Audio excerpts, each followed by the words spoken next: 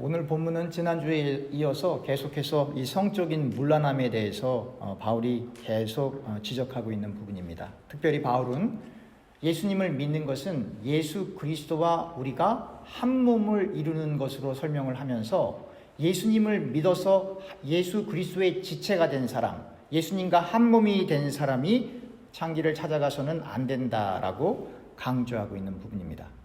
그러나 우리가 지난주에 제가 말씀드렸던 것처럼 이러한 잘못된 행위들은 단순히 인간의 어떤 육적인 잘못된 바람에서만 빚어진 것이 아니라 다른 이방 종교와 연결되어 있었고, 그 이방 종교는 사람들이 기뻐하는 것, 사람들이 바깥에서는 할 수 없는 것들을 허용하는, 그래서 사람들을 안정감을 주면서 그들이 원하는 것을 이루게 해주는 그러한 역할을 했던 것입니다. 역사가 시작되면서 많은 정치인들, 많은 왕들은 종교를 늘 이용해 왔습니다. 불교를 이용해 오기도 하고 기독교를 이용해 오기도 하고 또 다른 종교들을 늘 이용해 왔습니다. 그래서 무신론자들이나 하나님을 믿지 않는 사람들 가운데 많은 사람들이 종교는 사람이 만들었지라는 생각을 팽배하게 갖고 있습니다. 그런 사람들 입장에서 기독교는 많은 종교들 가운데 하나일 수밖에 없죠. 그러나 우리는 많은 종교들 가운데 하나의 종교를 선택하여 이 자리에 있는 것이 아닙니다. 기독교는 인간이 하나님을 찾아가서 알아가서 깨닫고 기독교인이 되는 종교가 아닙니다. 여러분들이 기도를 많이 하시는 분들도 있으실 텐데요. 여러분들이 아무리 기도를 열심히 한다고 해서 하나님이 여러분들을 만나주시는 게 아닙니다. 반대로 예수 믿는 사람들을 잡아 죽이러 가던 바울에게 예수님께서 나타나셔서 바울을 만나주셨습니다. 다시 말하면 하나님은 인간과 협의하거나 인간과 협상하는 존재가 아니다라고 하는 겁니다. 기독교는 인간이 인간의 지성이나 노력이나 열심을 가지고 하나님을 구했더니 하나님을 만났고 깨달았다라는 종교가 결코 아니고, 인간의 의지와 상관없이 하나님께서 태초 이전에 천지를 창조하기 이전에 하나님의 백성으로 부름받은 사람에게 인간의 동의 없이 하나님이 찾아가는 역사가 발생하는데, 바로 이러한 이유 때문에 기독교를 계시의 종교다라고 정의하는 것입니다. 오늘 아침에 여러분들에게 트위터를 다 보내드렸어요. 그래서 한번 오늘 시간이 되시면 트위터를 클릭하시면 교회 홈페이지로 연결되어 있으니까 잘 한번 읽어보세요. 여러분, 이 계시라고 하는 건 언젠가도 말씀드렸던 것처럼 특별 계시와 일반 계시가 있습니다. 그러나 제가 그런 것들을 다 설명드리려고 하는 것은 아니고, 이 시간 우리가 분명히 알아야 될 것은 하나님이 우리를 찾아오셨다라고 하는 거예요. 그래서 설교는 믿는 사람들에게는 설득합니다. 왜냐하면 전제가 같기 때문에. 그러나 안 믿는 사람들에게는 설득하지 않습니다. 선포예요. 왜냐하면 그들에게는 이게 이해가 되지 않습니다.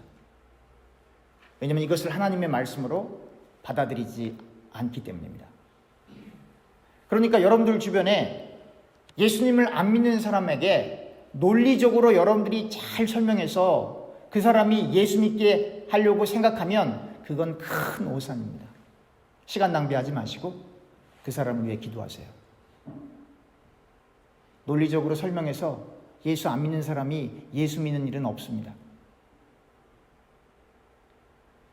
여러분들 주변에 예수님을 안 믿는 사람들이 있으면 그분을 위해 기도하면 됩니다. 성령이 그분의 마음을 만질 때 그 사람은 하나님께 돌아올 수 있는 겁니다. 억지로 되는 게 아닙니다. 하나님이 오실 때에, 하나님이 우리의 심령 가운데 역사하실 때에만 비로소 사람이 다시 태어나게 되는 겁니다.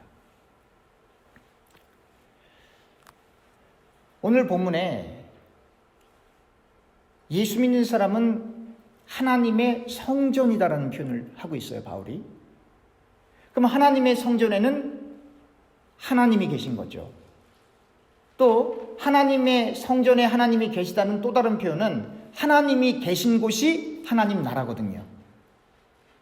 그러면 하나님의 성전과 하나님의 나라는 같은 개념 속에서 하나님의 통치와 다스림이 정확하게 임하는 곳이에요.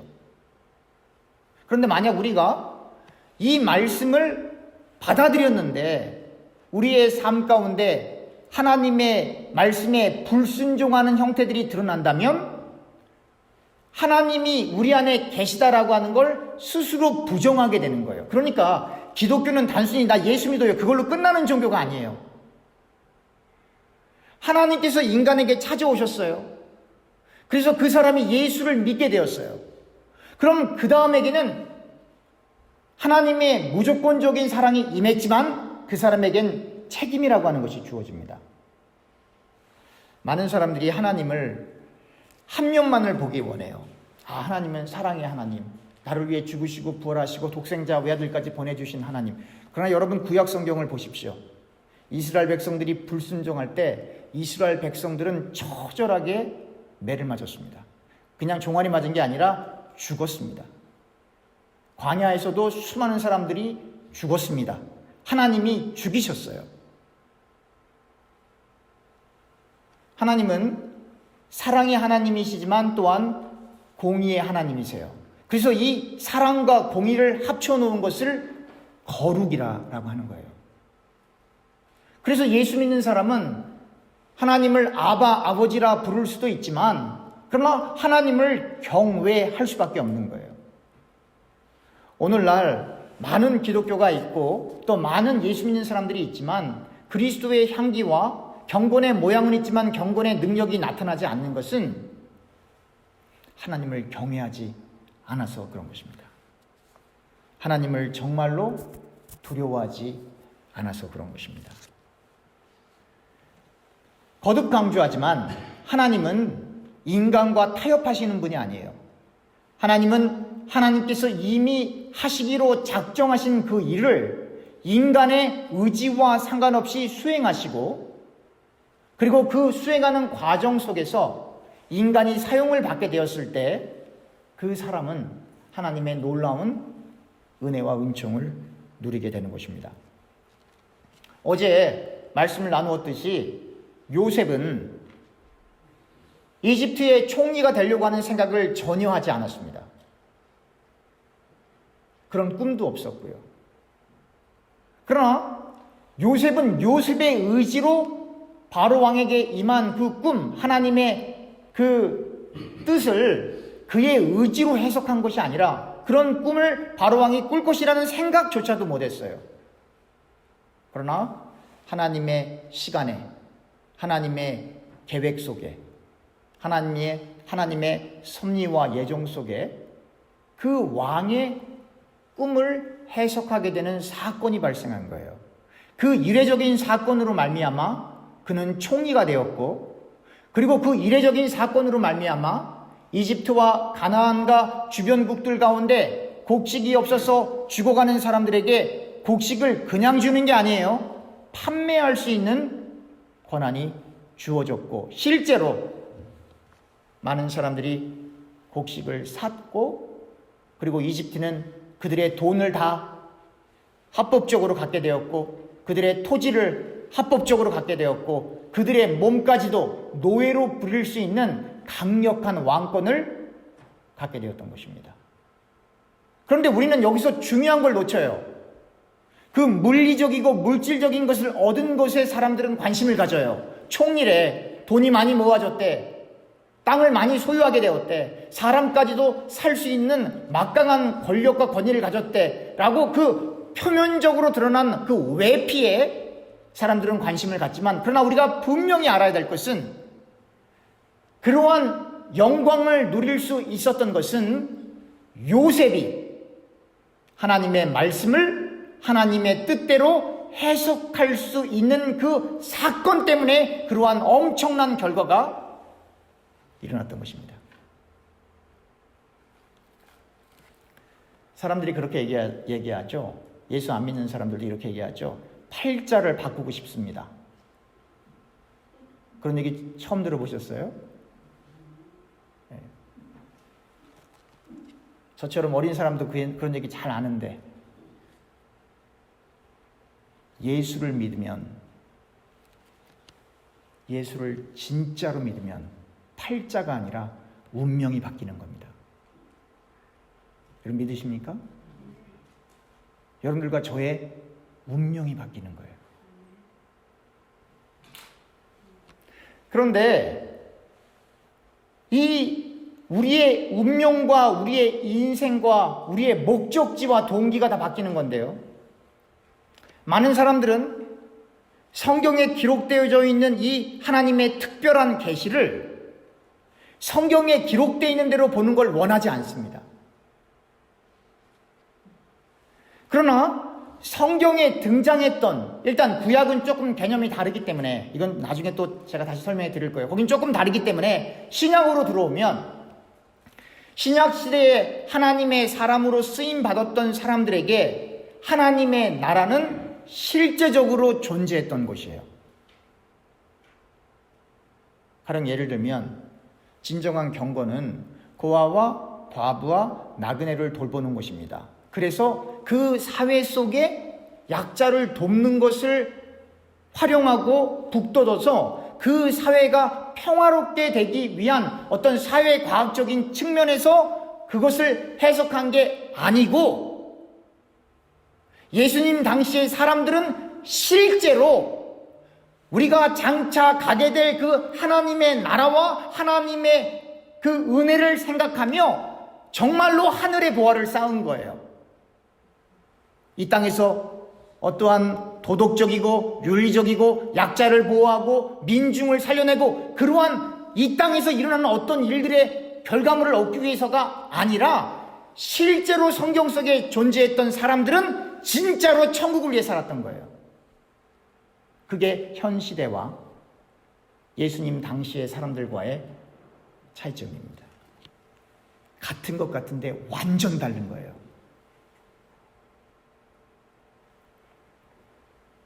그런데 문제는 교회를 매주일 오는데 교회를 10년 다니고 30년 다니고 50년 다니고 그 이상 다녔는데 성경에서 예수를 믿은 그 예수님을 믿은 사람들의 믿음이 아니라 각 사람마다 자기들이 가지고 있는 희귀하고 돌연변이적인 믿음을 가지고 신앙생활하는 사람들이 오늘날은 너무나 많습니다. 이 말은 무슨 뜻이냐면, 첫 번째, 하나님의 뜻에 관심이 없어요. 그럼 뭐에 관심이 있냐면 나의 소원에 관심이 있는 거예요. 여러분, 왜 사람들이 금식을 하며 기도하고, 왜 사람들이 40일 새벽기도, 40일 철야예배 이런 거 왜 합니까? 자녀가 아프거나 자기 자식이 수험생이거나 사업이 잘 안 되거나 하여튼 자기에게 임한 환난이나 역경이나 어려움 때문에 하나님 앞에 도움을 구하는 거 아닙니까? 그러나 제가 여러분들에게 감히 여쭙겠습니다. 여러분, 하나님의 뜻을 알기 위하여 40일 새벽기도 하신 분 계세요? 정말 하나님을 알고 싶어서 내 필요와 나의 연약함과 나의 꿈을 이루기 위하여가 아니라 정말 말 그대로 하나님을 알기 위하여 힘쓴 적이 계십니까?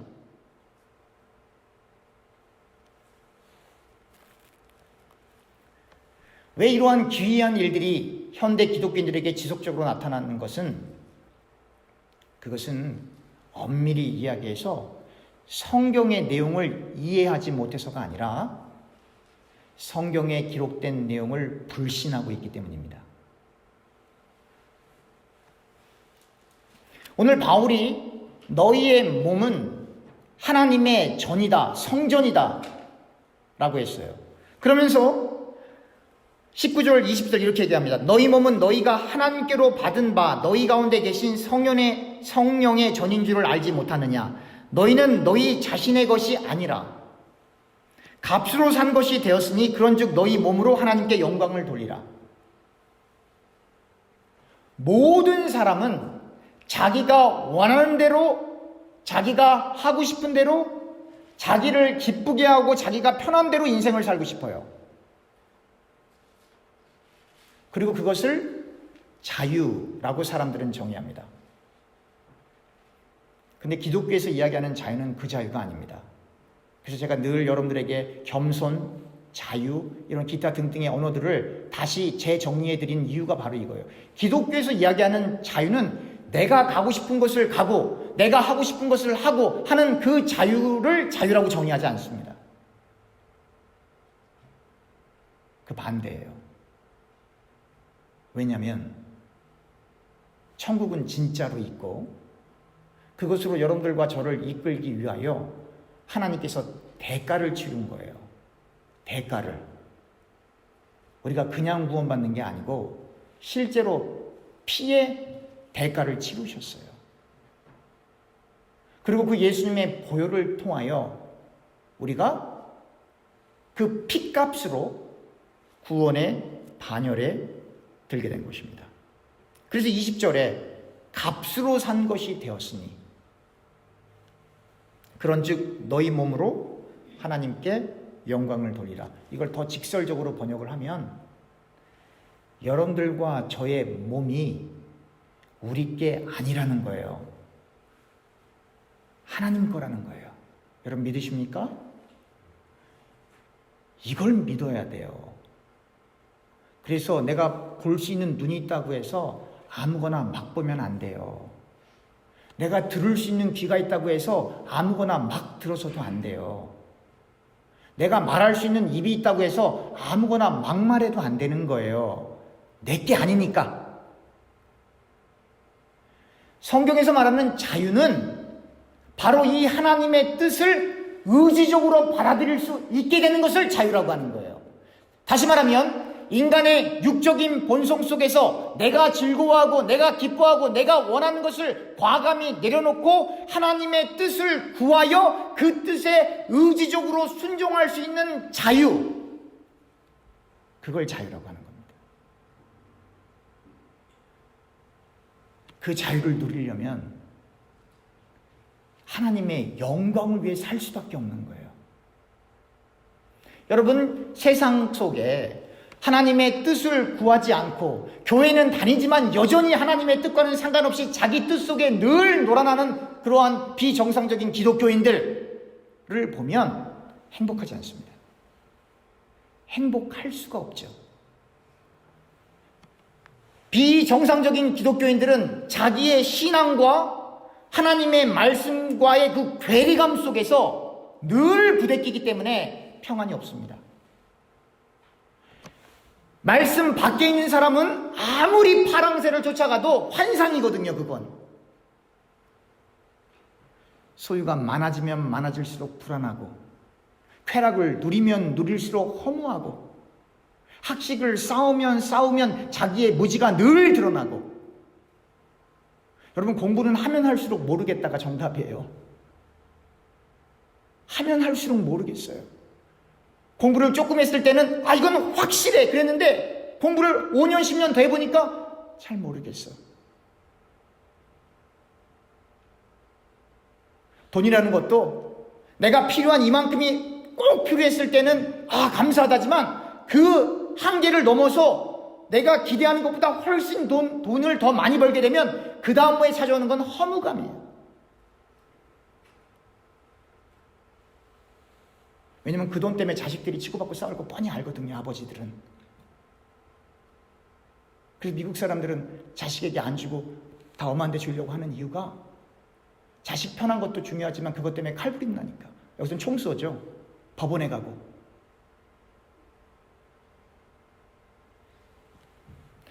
말씀 밖엔 행복이 없어요, 여러분. 좋은 직장에 다니고 월급 받고 여러분 다람쥐 쳇바퀴 도는 거예요. 아침 되면 눈 뜨고 출근하고 일하고 돌아오고 밥 먹고 씻고 자고 아침에 일어나서 다시 샤워하고 이빨 닦고 밥 먹고 출근하고 돌아와서 또 잠자고 계속 다람쥐 그거예요, 여러분.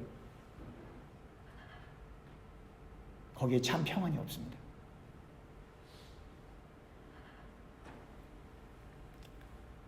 여러분, 정말 이 교회에 하나님의 영광이 임하고 하나님의 말씀이 하나님의 뜻 가운데 선포된다라고 하는 것은 많은 교회들 중에 우리 교회가 하나의 교회가 아니에요, 여러분.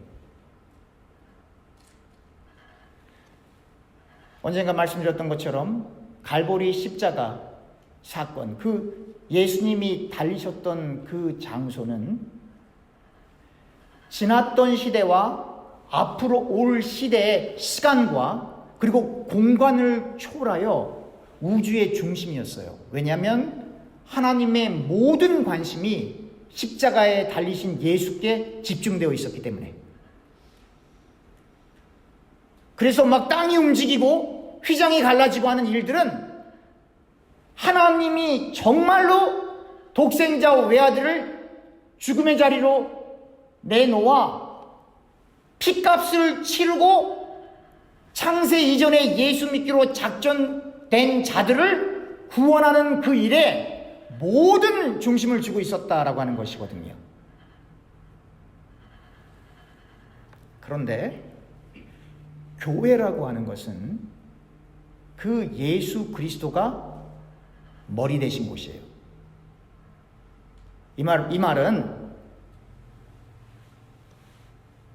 정부 기관이 있고 또 무슨 부서가 있고 그렇게 큰 회사도 무슨 부서가 있고 그 중요하게 돌아가는 것처럼 이 말은 교회가 예수 그리스도를 머리를 삼는다라고 하는 건 여러분 여기가 세상의 중심입니다. 여러분 믿으십니까?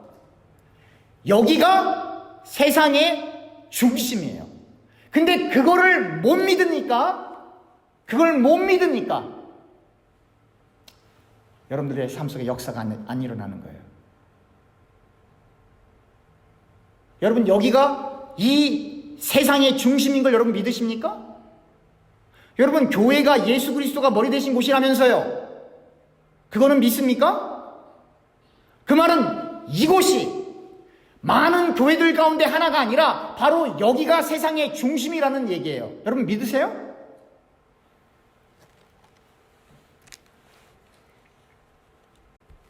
이게 우리 교인들의 신앙 수준이에요. 우리들의 신앙 수준이라고요. 못 믿거든요. 그런데 제가 초반부에 말씀드렸어요. 하나님은 인간과 타협하지 않습니다. 인간과 협상하지 않습니다. 인간의 의로 인간이 구원을 받는 게 아니에요. 그러니까 예수를 진짜로 믿는다라고 하는 것은 여러분들과 제가 마치 물이 있는데 그 물 속에 소금을 뿌리면 그 소금이 흔적도 없이 사라지는 것처럼 여러분들과 제가 흔적도 없이 사라지는 거예요. 그런데 반대로 예수를 믿는데 여러분들과 제가 자꾸 돋보여. 여러분들과 제가 자꾸 드러나. 그 신앙생활 아닙니다. 신앙생활 아니에요. 우리 성경 구절 찾아보겠습니다. 요한복음 7장 17절입니다.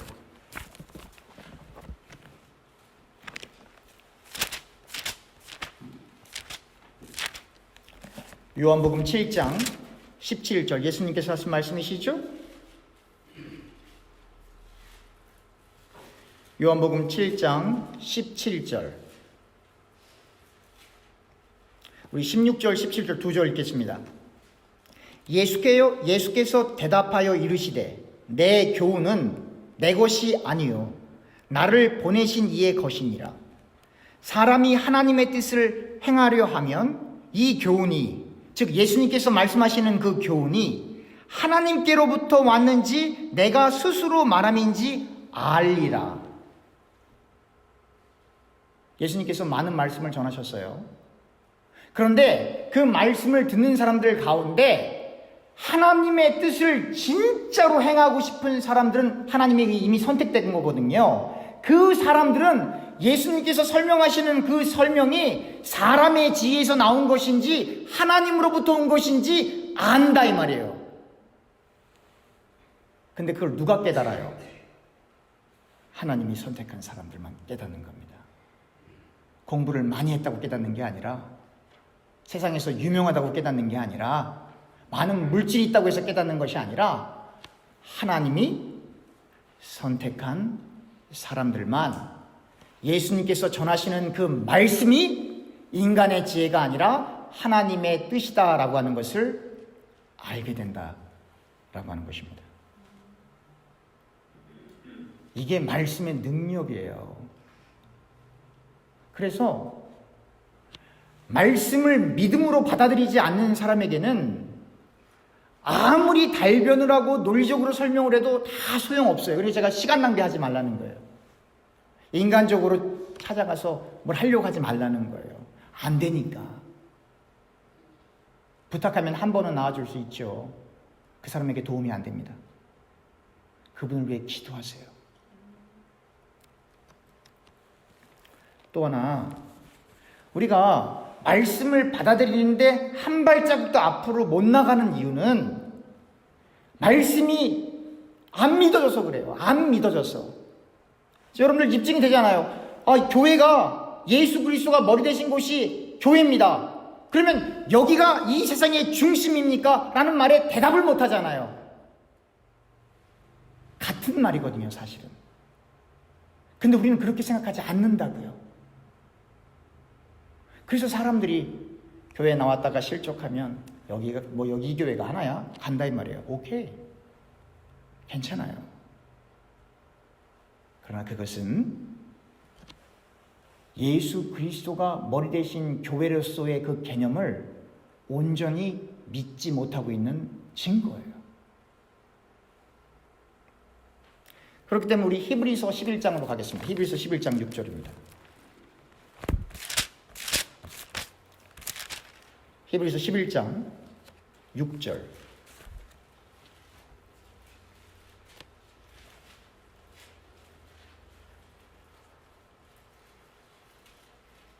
히브리서 11장 6절. 너무나 잘 아는 구절이죠?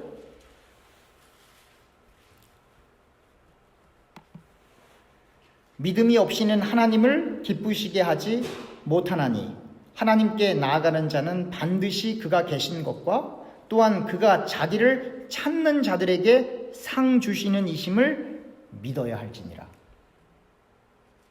두 가지가 있어요.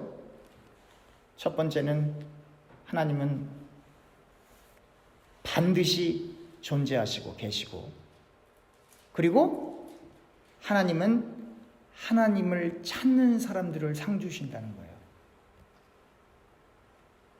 근데 우리가 하나님을 안 찾잖아요. 하나님을 찾을 때는 우리의 필요 때문에 하나님을 찾잖아요. 그건 하나님을 찾는 게 아니죠.